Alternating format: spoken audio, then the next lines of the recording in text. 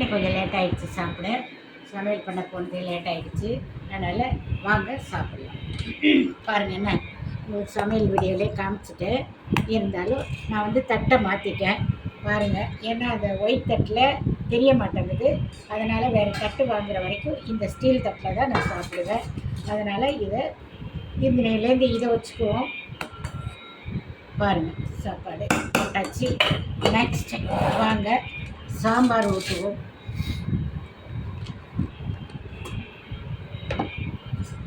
சாம்பார் எப்படி பாருங்கள். சேப்பங்கிழங்கு சாம்பார் பார்க்கும்போதே எனக்கு வாய் ஊறுது.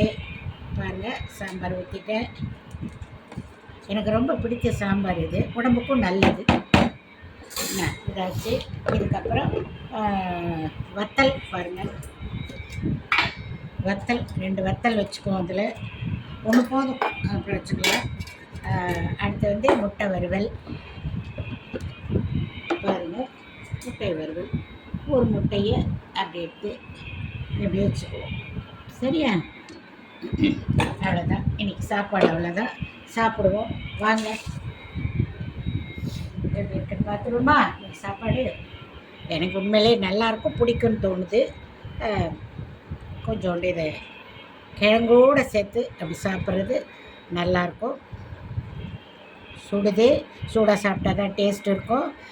மாதத்தில் ஒரு 2 தடவையாவது இந்த கிழங்கை நீங்கள் சமைச்சு சாப்பிட்டிங்கன்னா முட்டிக்கு இந்த குழகுழப்பு தன்மை இல்லாமல் தான் முட்டி வலி வர்றதெல்லாம் முட்டியில் அந்த அந்த இதெல்லாம் இல்லாமல் நல்லபடியாக இருக்கும். சரியா? சாப்பிடுங்க. நீங்களும் சாப்பிடுங்க, நானும் சாப்பிடுவேன்.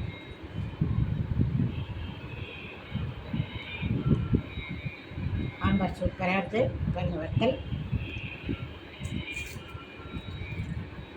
ஆஹா ஆஹா ஆஹா, அருமையாக இருக்குது பாருங்கள். கொஞ்சோண்டு முட்டை வச்சு கொஞ்சோண்டு சாப்பாடு நல்லாக்கா.